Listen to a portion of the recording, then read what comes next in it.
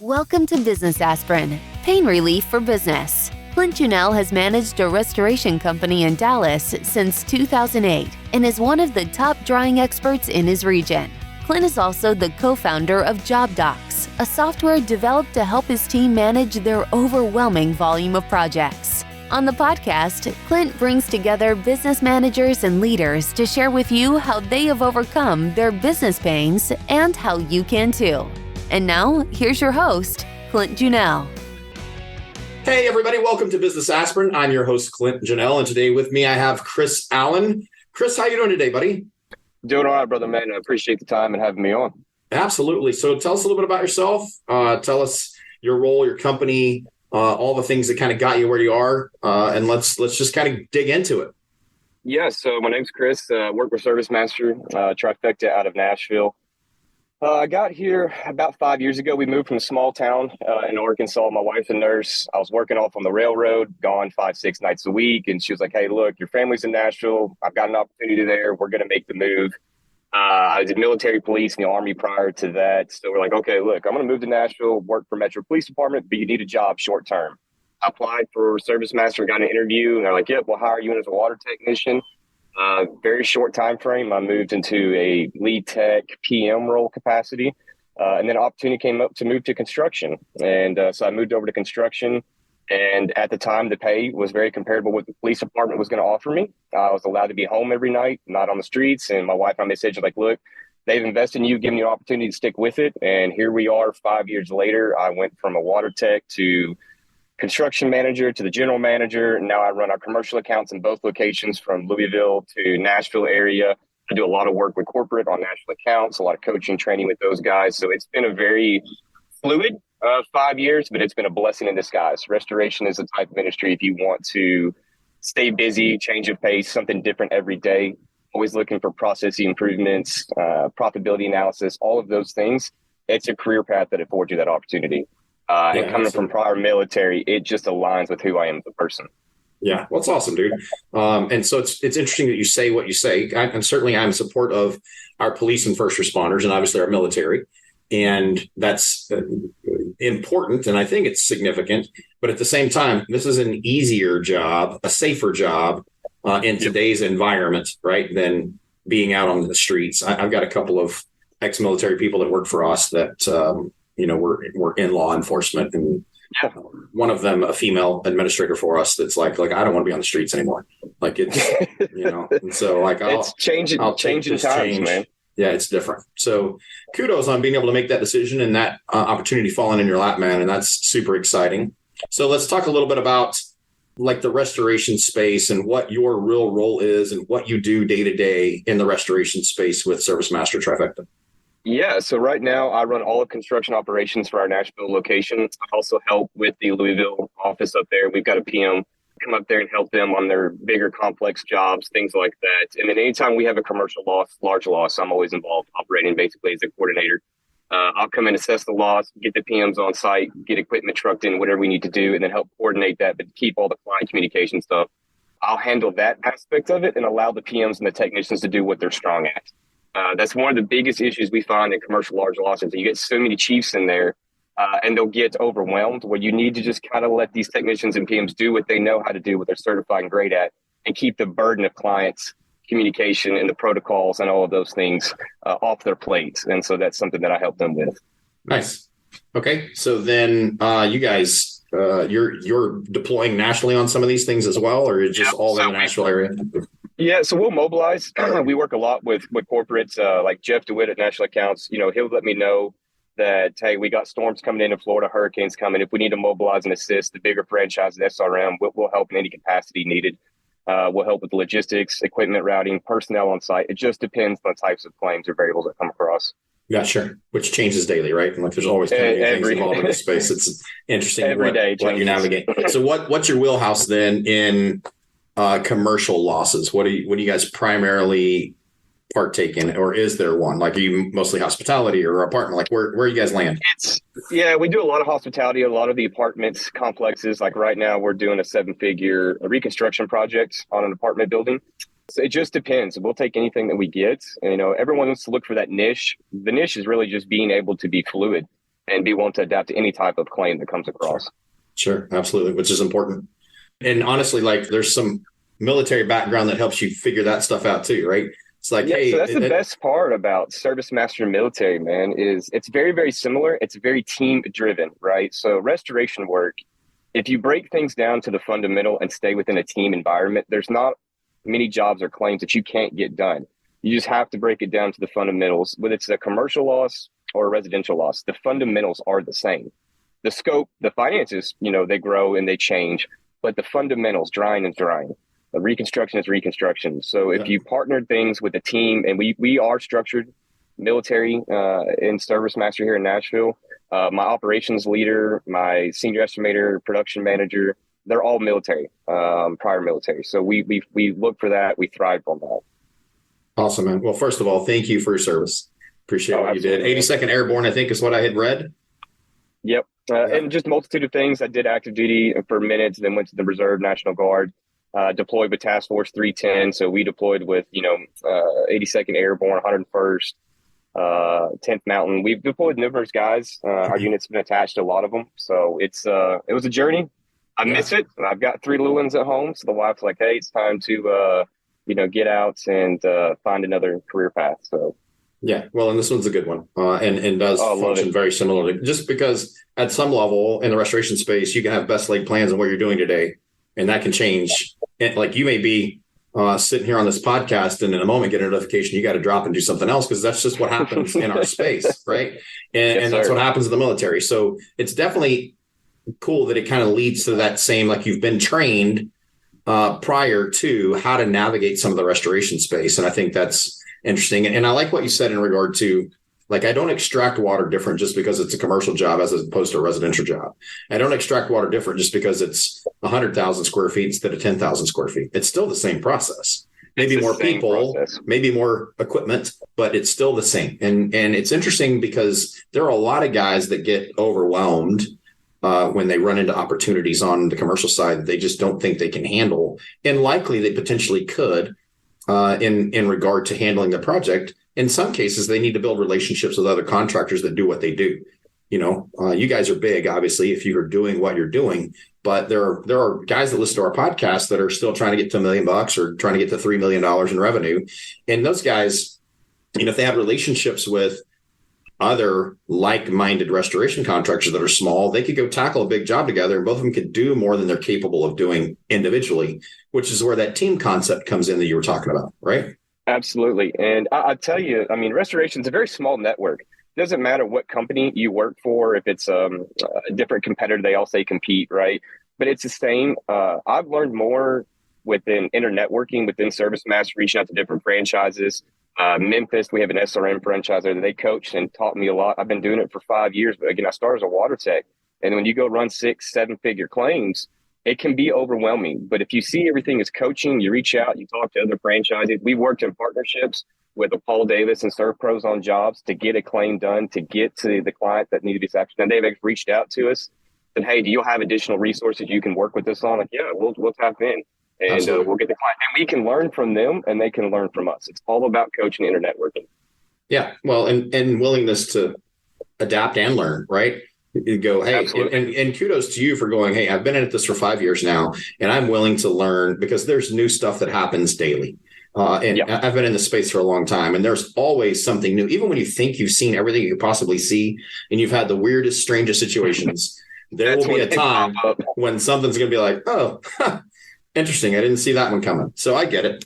So let's talk about something like in terms of what you're doing. Obviously, you've run into some hiccups along the way in the path.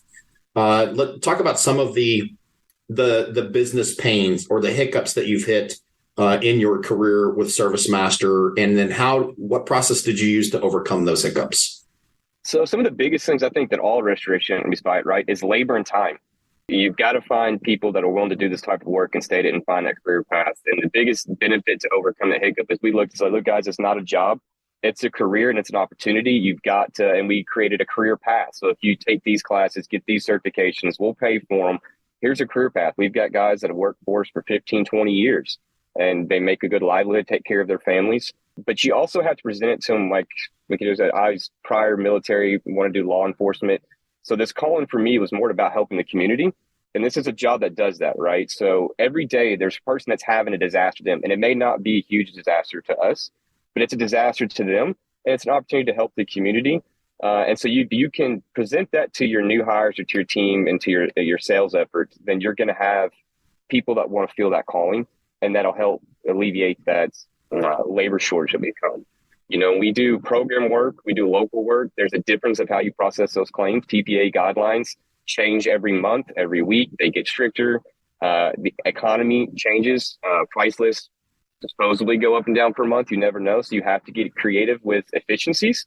And that's coming into inner networking and reaching out to other franchises. Like, what are you doing better than us? And how can we learn? We operate on EOS, and it's been a phenomenal tool for us. We break everything down to IDS, and as a team, we have rocks and to-dos, and we set those milestones of what needs to be accomplished to get us to the next level.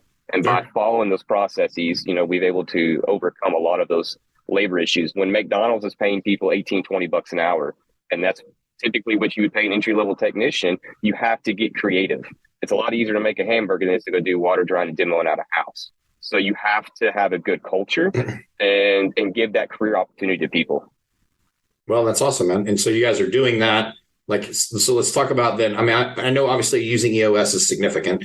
And there's a lot of guys that have been on this podcast that actually have gone through traction and using EOS and some of the things that we've done. And I think it's beautiful. Like, we love it. We go through it. It's all part of the process for us as well. But then other than EOS, is that what you're using? Is that how you're solving the problem on labor shortage, is trying to create the culture? Or? So, yeah, we'll use EOS to really identify, and then you have to self-assess. And it just gives us a platform for 90 minutes a week to sit down and say, okay, are we right? Are we wrong? How do we, reach out to new people? We'll reach out to career fairs. We go to people exiting out of the military. Luckily, we have the military base in Clarksville's not far from us. Those guys transitioning out always need opportunities. They don't know what they want to do next in their life sometimes.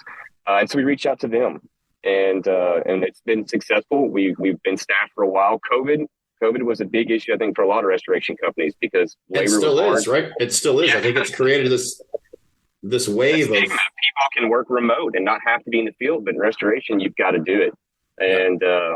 And so you can also use temporary labor. There's a lot of different companies that will offer you resources on a temporary basis. And that's been very successful for us, using some temporary labor firms. But doing construction and having our subcontractors has been a huge benefit in solving our labor issues. So if we get a large commercial job and need a lot of demo, I can reach out to some of my subcontractors and say, look, man, I need to have 30 guys on this job within 36 hours. Can you help? Just give me what resources you can. If you know how to build a home, you know how to demo a home. And we've been very, very blessed with some subcontractors that have always answered the call when we need. And by being a part of ServiceMaster in the network, we reach out to local franchises. We'll reach out to, the SRMs out of Memphis, and they'll send us additional personnel supplies. So you've got to have that one team, one fight mentality.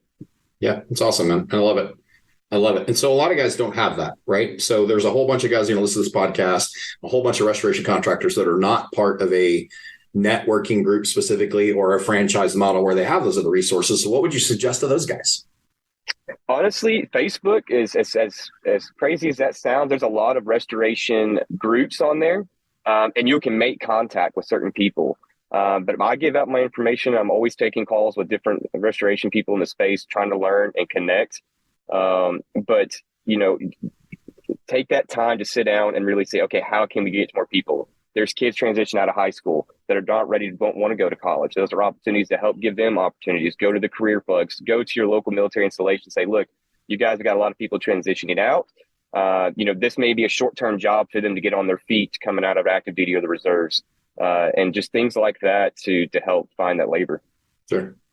Well, and too, military, for the most part, you can trust yes those individuals, right? Like if they haven't been dishonorably discharged or done something stupid, then you're going to be able to trust what they're doing, and they're going to be able to work hard. And they in a lot of cases want the instruction. They want to learn. They want to be molded to fit. They want to help. They want to do what you want them to do, right? Which is great, man. And I love that aspect of it.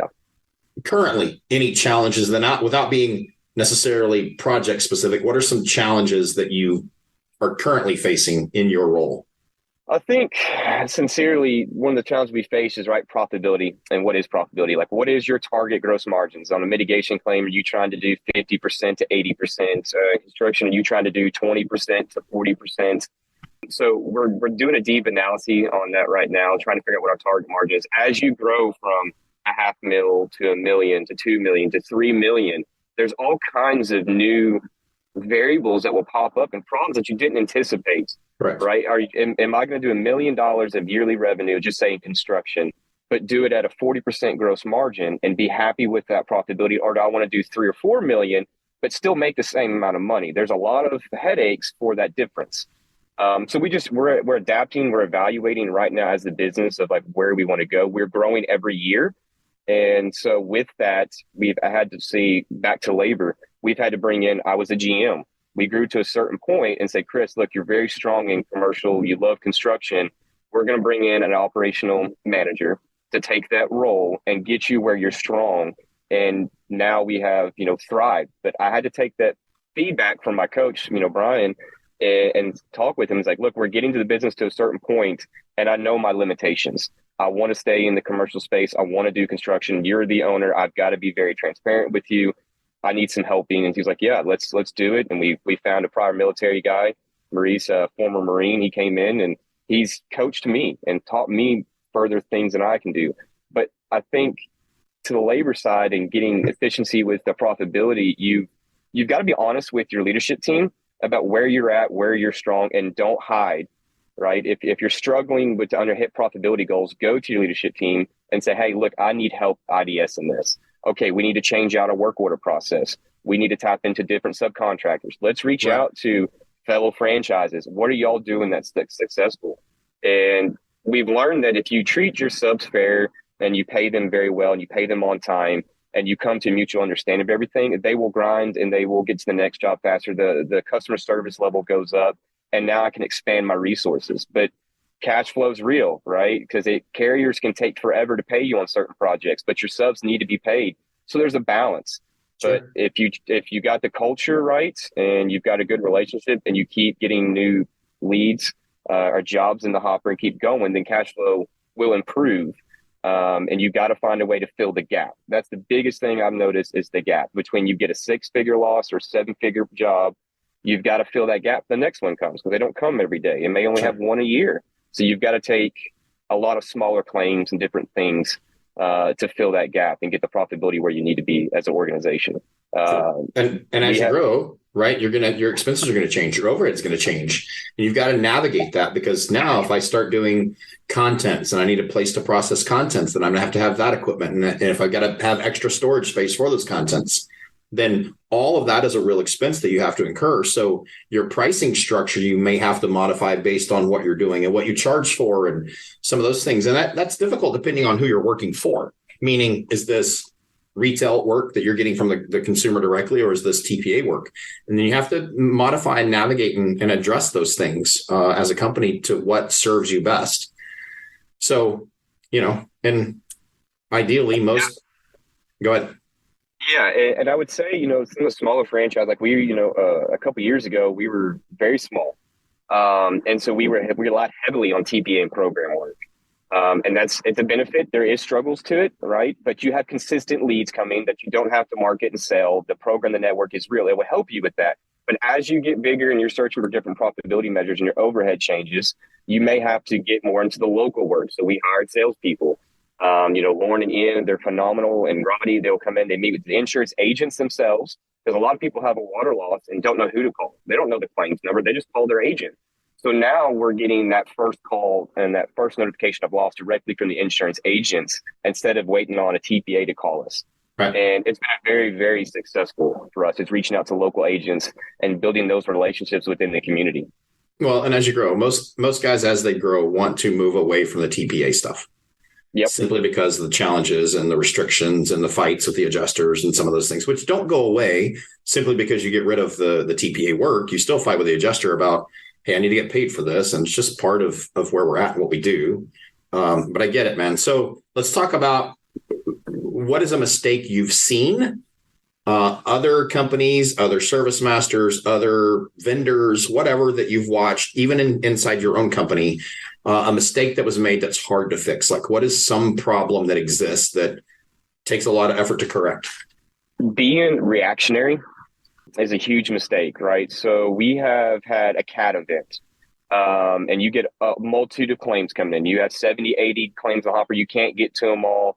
And then you're trying to say, okay, this is a large loss. This is residential. The TPAs are saying that you've got to do all these. You've got to hit them in cycle time. And being reactionary and just saying, okay, well, we're going to get out of our processes. You're going to get out of the fundamentals of how we intake a claim and get out of having our office administrator intake the call, get it to the coordinators, then the PMs are dispatching. And then, well, now I need new trucks, just so I can get to these next jobs. Oh, now I got to go, buy another 300 air movers. And you make that financial investment. Well, that CAT stops, but you still have now the financial commitment to those vehicles, to the people, to the overhead, and to the equipment that we purchased. And so you just got to know your niche and stay in that lane and say, look, we're at capacity. This is where we want to be. Don't take it if you can't facilitate it. That's the biggest mistake I've made personally, is taking a claim, but not being able to give that client the level of satisfaction and service that they deserve, because I stretched myself too thin and taken on too much work. It's a hard thing to say no, but at times you have to. Yeah. And I love hearing you say that, because there are a lot of people in this space that won't be transparent like that, because there are a ton of people that have gone out of business in that same environment, right? A CAT event can make you, but it can also break you just as quickly. And there are so many more that have been broken as a result of stepping into something they weren't prepared for and taking on a commitment they weren't ready for. And for me, like, I've never wanted to be in an environment where I took somebody away from a job that they had that was paying them well because of an emergency need that we had, and think that I was going to be able to keep them busy that entire time. CAT events come and go. Yes. You may get one every year. Maybe you're lucky enough that you're going to get one every year, but is that a reality? No. And so you can't build your business based off of that. If in 90 days and that CAT event is over and you've finished everything up that you got to be doing and you're still trying to collect, you're in a bind if you can't sustain that load. So having you say that out loud to the people on the podcast is really valuable, dude. So I appreciate the transparency to go, look, we've screwed this up. We bought on too much equipment. We didn't need all that equipment for this time. We haven't utilized all of it at any one given time at the same time anymore. And like, there's a lot of guys that have been through that. And yeah, our former Mike Middleton, our former revenue officer, it's one thing he coached and taught me on is, like, if you can't deliver on what we're selling and the commitment to the brand and our core values, then don't get into it. Yeah. Because the damage that can be created with the relationship, whether it's a TPA or it's a local adjuster or local agencies or your salesperson, the relationships they've built, if you can't deliver on what we know we can, the damage, it can be taxing and you may not be able to recover from it. So it's hard to say no to money. Everyone wants to Absolutely, say, give me another 30 claims. We average a $4,000 mid job, give me another 30 of them. And then the issues arise, and then the cycle time grows. You can't get it closed. If it's on construction, your punch out list grows too long because you've got too many claims. You stretch yourself too thin. So identify the niche, identify your capacity, put a buffer in there of 5%, right? So we could do 50 claims in a month, just say that. And we feel good. We can probably get to 55, 60, but we're going to be stretched. We got some resources. Just start building those action plans and have a secondary and tertiary system ready to go for when those CATs. So we're actually in discussion of doing a dry run. And so we'll have someone call the office, set up 50 claims coming through, and we're going to practice processing those and practice doing, like a military, a simulated war game, triaging them, getting them intake through our system, getting crews dispatched, tracking them on our system. Okay, are we docu-sketching? Are we have our moisture logs done? As our initial estimates done, and tracking those. And just so when the next events happen, we're better. We're going to have some cost, doing those simulated exercises, but the benefit and rewards when the events actually happen and us being prepared will pay dividends 10x over. It should be great, right? It should be great. And I think it's the reality of doing that is pretty good, right? Significant investment in your company to try to navigate, hey, what can we handle? Because truthfully, like what you were mentioning, and if you get spread thin, then you don't do the end jobs well, but the ones you took on to start with also don't get done well. So now you're producing a subpar product throughout your entire company, which is less than valuable. We had a CAT event in DFW in 21, a massive one, with the big freezes and all that stuff was taking place. And I handed off to a contractor that's a good friend of mine now, obviously, $4.5 million project, because we were buried in a pretty quick period of time. And so we were doing fine. This is what we could do. I couldn't take this project on and do it well, and they were available to do it. They got a $4.5 million project out of the deal. And that's significant for them too. That helped kind of kick them in the right direction on some things, and they had the capacity to do it. They're out of New Hampshire, Boston area, New Hampshire. And they had come down for the event, and they stroked it and did a great job. And so what I hear you saying in this conversation is be willing to just do what you do, and don't get overwhelmed by opportunities that could, in fact, cause you significantly more problems than they're going to be benefit. Yeah, and then God forbid you don't get it collected too, right? Because it was a problem. Then you got to get it paid. That's the other hard part, right? But like you said, reaching out to another company, another contractor, and refer and work out the restoration space. You're supporting the industry, and then I guarantee you, by doing that, at some point they're going to have an opportunity that may be in your local market, right? And they're going to call you and say, "Hey, man, I've got a 6-7 figure loss. Can you assist? Can you take it on?" And that's how we built it. Our first job we did was a hotel loss in Franklin, and I was the construction superintendent. I walk in, I'm on call. I'm like, oh, good Lord, there's 4 million gallons all throughout this first floor of this building. So I call the on-call techs, they show up. I call the owner, and I'm like, hey, sir, this is the biggest loss I've seen at this time. And we reached out to another franchise and said, hey, come in, partner with us out of Memphis, Cornerstone, and coach us and teach us. And then from that point, we were like, commercial space is where we want to go next. And we started just building it and training and getting ready for it. But we had to be open and call for help. They were been beneficial for me. I reach out to them all the time on certain things when I came into a trouble claim. So it's, we're our own worst enemy if we try and tackle everything alone, right? Sure. If there's all kinds of resources out there, whether it's networking groups, podcasts, and just other restoration industry people in your market, just reach out. Yeah, you could do a lot by yourself just in networking if you build the right relationships. Now You've got a team behind you that can help navigate some of this stuff. You just got to be willing to go, I don't have to do all this by myself, and not view it as, oh my gosh, well, I can't talk to Chris because he's competition. Right? Yeah, and that was a struggle for me. It is. I think it is for everybody. Like, especially, this is primarily a male-dominated environment, and all of us have pride issues where we want to be able to take on the world and tackle all of it on our own, right? And especially at some level with a military background, there's a lot of pride associated with that and what you're capable of accomplishing. But then the team mentality kicks in. You're like, okay, this does make sense. How do I navigate this? Let's lean on some of these people a little bit more. Once you finally figure it out and you go, okay, well, 100% of not being able to do this job is zero. And 50% of being able to knock out this $2 million job is $1 million. Well, I'll take the million with this other guy getting the other million. And that seems like that's a good idea. Let's do it. It just takes a little bit to get there. And that's part of what the podcast is about. Like, that's one of the things I try to harp on is like, let's go get it. Right. And lean on some other people, build relationships, navigate some of the stuff. Everybody that's been on this podcast is willing to help.